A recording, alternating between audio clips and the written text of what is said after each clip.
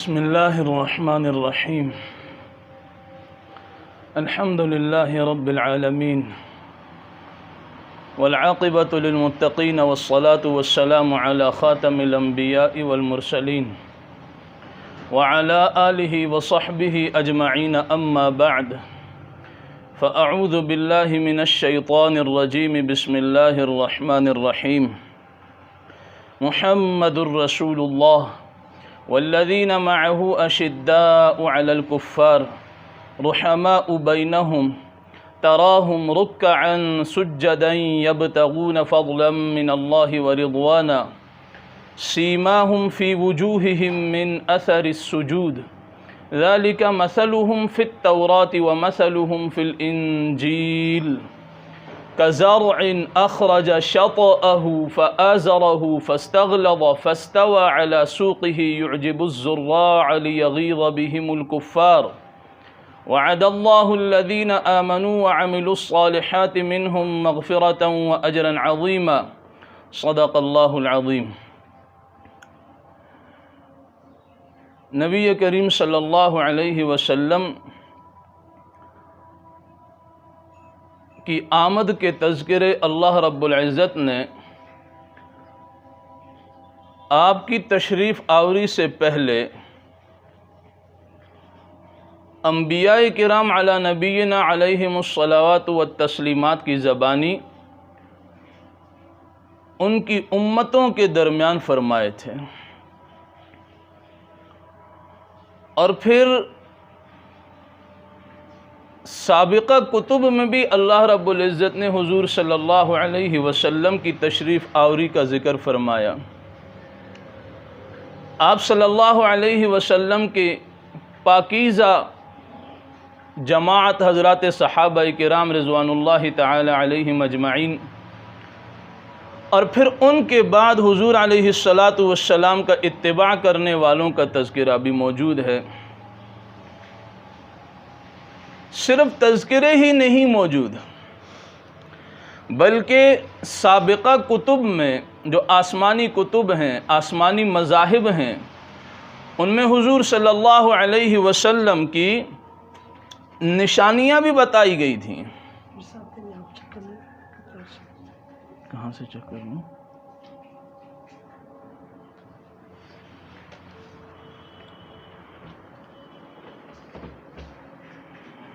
زاہد صاحب یہ ایمپلیفائر ذرا چیک کر رہا ہوں، یہ بجلی کا کام یہ کرتے ہیں نا، اگر کھلتا ہے تو.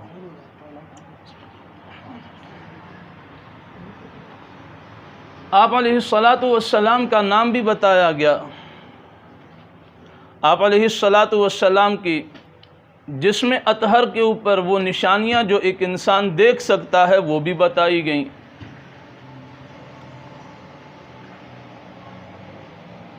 یہ تمام چیزیں امام الانبیاء صلی اللہ علیہ وسلم کی تشریف آوری سے قبل کی باتیں ہیں، جیسا کہ قرآن ہمیں بتا رہا ہے. غیر مستند روایات نہیں، قرآن. اس لیے کہ دین کا سب سے پہلا ماخذ جو ہے وہ قرآن ہے، قرآن سے دین لیا جائے گا. سب سے پہلا ماخذ قرآن ہے. یہ سورۃ الفتح کی آخری آیت ہے، 26واں سپارہ سورۃ الفتح، اس سورت کی آخری آیت. اللہ رب العزت نے ارشاد فرمایا محمد الرسول اللہ. امام الانبیاء صلی اللہ علیہ وسلم کا نام نامی اسم گرامی محمد صلی اللہ علیہ وسلم، یہ نام جو رکھا گیا یہ آپ کے دادا جان حضرت عبد المطلب نے نام رکھا تھا. اور اس نام کے رکھنے پر بہت سے لوگوں نے عبد المطلب سے کہا کہ عجیب نام رکھا ہے جو آج سے پہلے کبھی کسی نے رکھا ہی نہیں، جس کا معنی تعریفوں والا. تو آپ کے دادا جان نے جواب دیا تھا کہ یہ ایسا نومولود ہے کہ ساری دنیا اس کی تعریفیں کرے گی. محمد. قرآن میں ایک اور تذکرہ بھی آتا ہے آپ کے نام کے بارے میں. حضرت عیسیٰ علی نبینا علیہم الصلوات والسلام اپنی قوم سے خطاب فرما رہے ہیں. اس خطاب میں فرمایا وَإِذْ قَالَ عِيسَى ابْنُ مَرْيَمَ يَا بَنِي إِسْرَائِيل. یہ سورۃ الصف 28واں سپارہ، اس سورت کا یہ پہلا رکوع ہے. رکوعات اور سورتوں کے نام اس لیے عرض کرتا ہوں، اگر تنہائی کے اوقات میں مصروفیت سے جب وقت مل جائے تو تھوڑی دیر کے لیے ان مقامات کی تشریح اور تفسیر دیکھ لی جائے.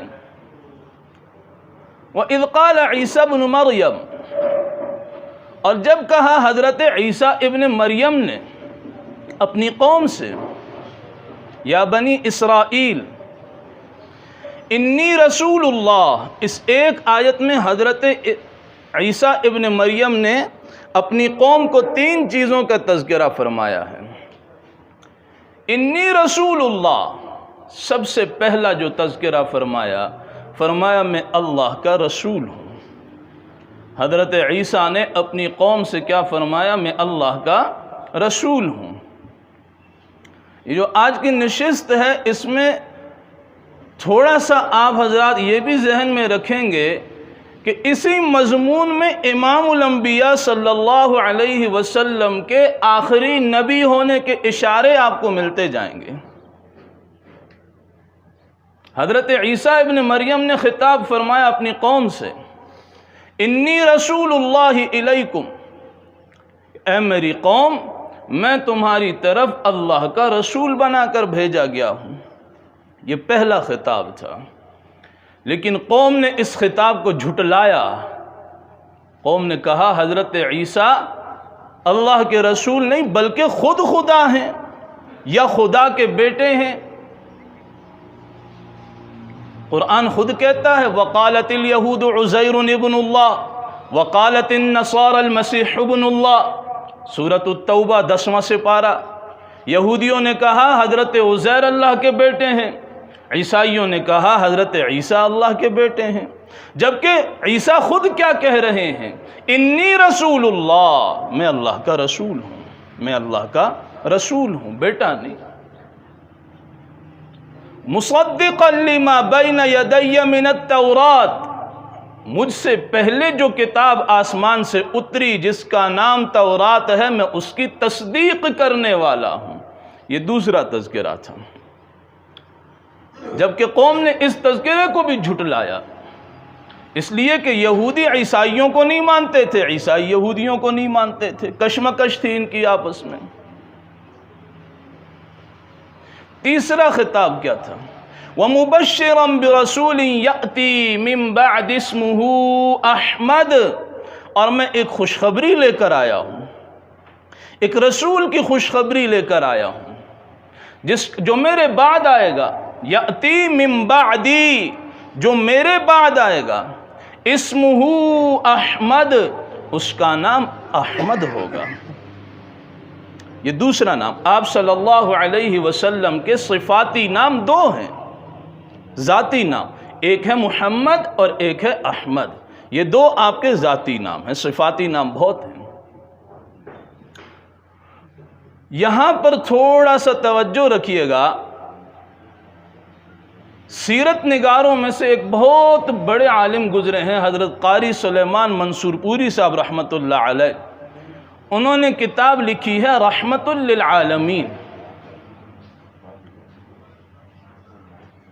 اور یہ بات بھی یاد رکھیں، اللہ رب العزت نے امام الانبیاء صلی اللہ علیہ وسلم کی ولادت باسعادت سے پہلے حضرت آمنہ جو آپ کی اماں جان تھی، ان کو خواب میں آپ کا نام احمد بتایا تھا. حضرت عیسیٰ علیہ السلام کے بعد عیسوی کیلنڈر چلا ہے. یہ جو 2022 23 21 20 یہ کیلنڈر حضرت عیسیٰ کے بعد چلا ہے.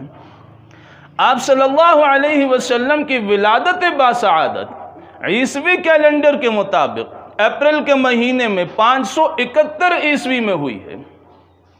یعنی حضرت عیسیٰ علیہ السلام کے چلے جانے کے 570 سال بعد حضور صلی اللہ علیہ وسلم کا یہ نام احمد حضرت عیسیٰ نے آپ کی تشریف آوری سے 570 سال پہلے اپنی قوم کو بتایا، لیکن آپ کے آنے تک کسی ماں نے بھی اپنے بچے کا نام احمد نہیں رکھا تھا۔ اللہ رب العزت نے حفاظت فرمائی، نام کی بھی حفاظت فرمائی، بتا کر گئے حضرت عیسیٰ مبشرا برسول یأتی من بعد اسمہ احمد۔ یہ چیلنج تھا حضرت قاضی سلیمان منصور پوری رحمۃ اللہ علیہ کا، آج بھی موجود ہے ان کی کتاب میں۔ وہ فرماتے ہیں 570 سال گزر جانے کے باوجود بھی کسی نے اس نام کو اپنے بچے کے لیے نہیں رکھا۔ اللہ رب العزت نے حضرت آمنہ کو بذریعہ خواب یہ نام بتایا، ولادت باسعادت ہوئی، حضرت آمنہ نے نام رکھا احمد۔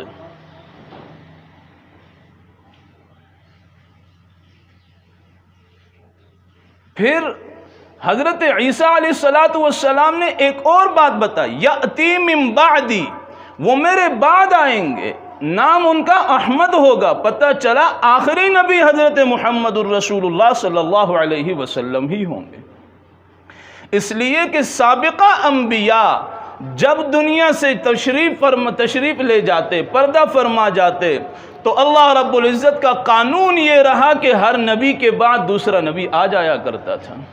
بسا اوقات ایک ہی وقت میں کئی نبی بھی ہوا کرتے تھے۔ موسیٰ اور ہارون دونوں بھائی، اللہ رب العزت نے ایک ہی وقت میں دونوں کو نبوت عطا فرمائی، لیکن حضرت عیسیٰ کے بعد اللہ نے نبوت کا تاج کسی اور کو نہیں دیا، وہ حضرت محمد الرسول اللہ صلی اللہ علیہ وسلم کے سر پہ سجایا گیا۔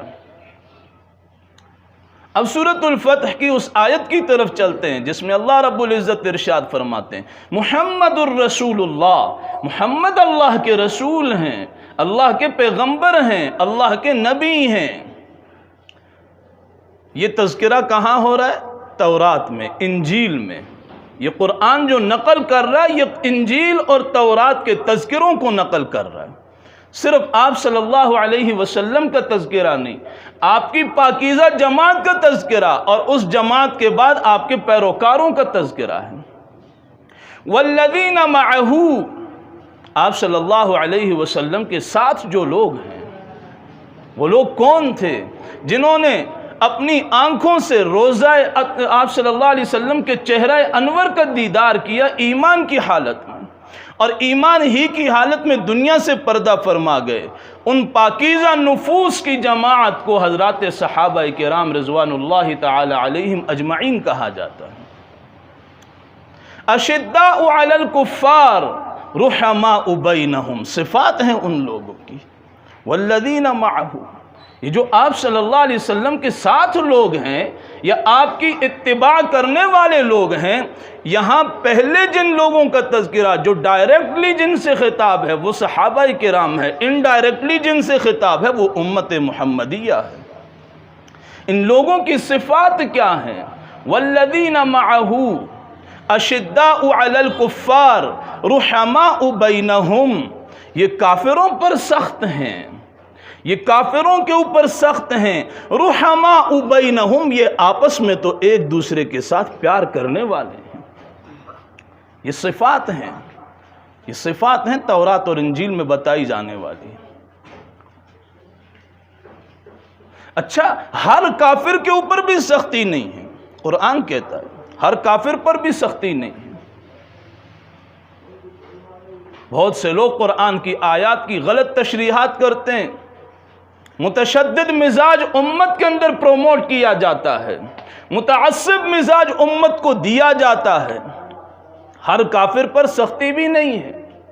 ممتحنہ 28واں سپارہ، اس سپارے کا دوسرا رکوع اٹھا کر دیکھ لیں، اللہ رب العزت نے ارشاد فرمایا ہوا ہے کہ وہ کفار جو آپ کے ساتھ لڑائی نہیں کرتے، آپ کے ساتھ لڑائی نہیں کرتے، آپ کو نقصان نہیں پہنچاتے، آپ کے ملکوں میں رہتے ہیں، جزیہ اور ٹیکس کی ادائیگی کرتے ہیں، آپ کے قوانین جو ان پر لاگو ہوتے ہیں انہیں تسلیم کرتے ہیں، فرمایا ایسی ذمی کافر کے اوپر ہاتھ اٹھانا روا نہیں ہے۔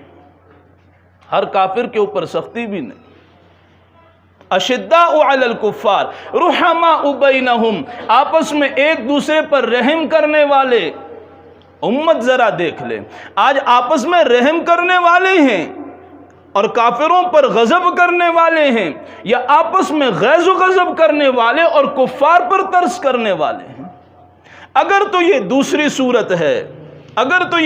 صورت ہے کہ غیروں کے لیے تو ان کے لہجے نرم ہیں، اپنوں کے اوپر قیامت توڑتے ہیں، تو یہ ذرا اندازہ کر لیں، تھوڑی دیر کے لیے سوچ لیں کہ یہ کس نبی کی امت ہے اور امت کے کس زمرے میں یہ آتے ہیں۔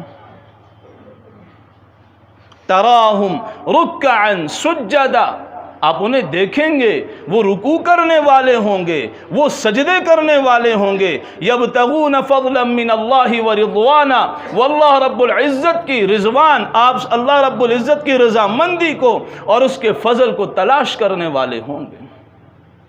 سیماہم فی وجوہہم من اثر السجود، آپ ان کی پیشانیوں کے اوپر سجدوں کے نشان پائیں گے۔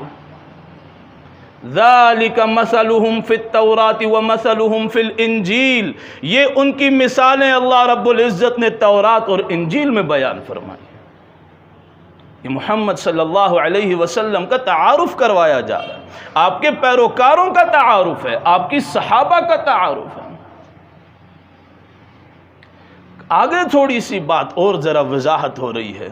كَزَرْعٍ أَخْرَجَ شَطْأَهُ فَآزَرَهُ فَاسْتَغْلَظَ فَاسْتَوَى عَلَى سُوقِهِ يُعْجِبُ الزُّرَّاعَ لِيَغِيظَ بِهِمُ الْكُفَّارِ، فرمایا ان کی مثال ایسی ہے جیسے ایک کھیت میں کوئی کھیتی کرے، غلہ اس کے اندر ڈالے، بیج ڈالے، وہ کھیت کی خدمت بھی کرے، پانی سے سیراب بھی کرے، اندر سے کچرا بھی نکالے، وہ جھاڑیوں سے اس کھیت کی صفائی بھی کرے، اس خدمت کے بعد جب وہاں اناج تیار ہوتا ہے، ڈھیروں غلہ جب اس کے پاس آتا ہے اور اس کے پڑوس کے کھیتی والا جب اپنے پڑوسی کی کھیتی کو دیکھتا ہے تو اسے غصہ آتا ہے کہ اس کے پاس اتنا وافر مقدار میں غلہ کیوں ہے۔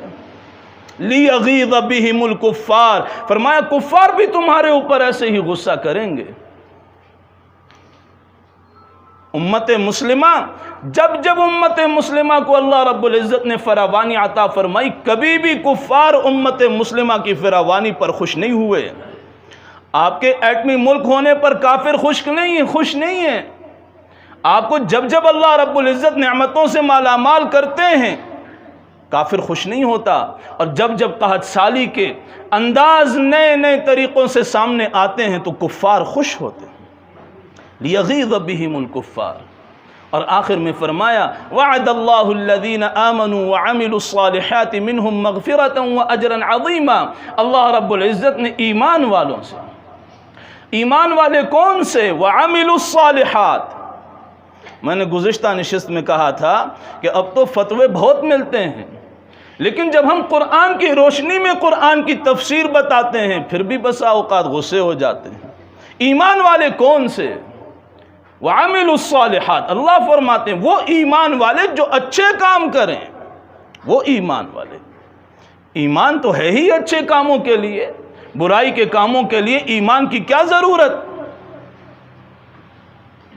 فرمایا وہ ایمان والے جو اچھے اعمال کرتے ہیں، اللہ رب العزت نے ان سے مغفرت کا وعدہ فرما رکھا ہے اور ان کے لیے بہت بڑا اجر عظیم اللہ رب العزت نے رکھا ہے۔ اور یہ جو ایک آیت ہے، ایک اور نکتہ بتا کے بات ختم کر رہا ہوں، پورے قرآن مجید میں واحد یہ ایک آیت ہے جس میں عربی کے سارے حروف تہجی موجود ہیں۔ ایک ہی جگہ پر الف سے یا تک سارے حروف اس ایک آیت میں اللہ رب العزت نے اپنے نبی کی شان کو بیان کرنے کے لیے جمع فرمائے۔ اتنی بڑی عظمتوں والے نبی، بڑی آیات موجود۔ آیت مدائنہ پورے قرآن کی سب سے لمبی آیت ہے، لیکن وہاں حروف کو یکجا نہیں کیا۔ آیت الکرسی دوسرے فضیلت کے اعتبار سے پہلے نمبر پر ہے، لیکن حروف کو یکجا نہیں فرمایا۔ جب اللہ نے اپنے نبی کی شان کو بیان فرمایا تو سارے حروف کو ایک ہی آیت کے اندر جمع فرمایا۔ کوشش کیا کریں اپنے گھروں میں حلقے لگائیں۔ کس چیز کے حلقے لگائیں؟ آپ صلی اللہ علیہ وسلم کی سیرت کے حلقے لگائیں۔ اپنے بچوں کو نبی کا بچپن بتائیں، جوانوں کو نبی کی جوانی بتائیں، بڑی عمر والوں کو نبی کے بڑھاپے کے دن بتائیں۔ بیٹیوں کو اماں عائشہ اور فاطمہ کے تذکرے، رقیہ ام کلثوم کے تذکرے سنائیں۔ اپنے بچوں کے عقائد کی حفاظت کریں. 10 منٹ زیادہ نہیں، اگر 10 منٹ بہت بڑا وقت ہے 5 منٹ مختص کر لیجئے. سیرت کی بہترین کتابوں میں سے کسی ایک کتاب کا انتخاب کر لیجئے. بہت سی کتابیں ہیں. سب سے آسان کتاب شیخ الحدیث حضرت مولانا محمد ادریس کاندھیلوی صاحب رحمۃ اللہ علیہ کی کتاب ہے سیرت المصطفیٰ صلی اللہ علیہ وسلم. یہ ساری کتاب بخاری کے طرز پر انہوں نے لکھی ہے، ساتھ ہر بات کے ساتھ حدیث کا حوالہ ہے. 5 منٹ دیں اپنے بچوں کو، روزانہ گھر کے اندر سیرت کا حلقہ لگائیں تاکہ ایمان کی حفاظت ہو. بتائیں ان کو کہ یہ آخری نبی ہیں، اس کے بعد کوئی نبی نہیں. بہت بڑا مسئلہ ہے آج کے زمانے میں، اس لیے کہ سوشل میڈیا عروج پر ہے، اور ہر گھر میں سوشل میڈیا عروج پر ہے، ہر نسل میں ہر شعبے میں سوشل میڈیا عروج پر ہے. اور ایسے ذرائع استعمال ہو رہے ہیں کہ ان ذرائع کے ذریعے سے مسلمان بچوں کے عقائد کو کمزور کیا جا رہا ہے. جیسے لکڑی کو دیمک لگتی ہے، عقائد کو کمزور کرنے کی محنت ایسے کی جا رہی ہے. تو اپنے گھروں میں حلقے لگائیں اور آپ صلی اللہ علیہ وسلم کی سفارش کے مستحق بنیں. اللہ رب العزت ہم سب کو اپنے اور اپنے گھر والوں کے عقیدوں کی حفاظت کرنے کی توفیق عطا فرمائے. وآخر دعوانا ان الحمد للہ رب العالمین.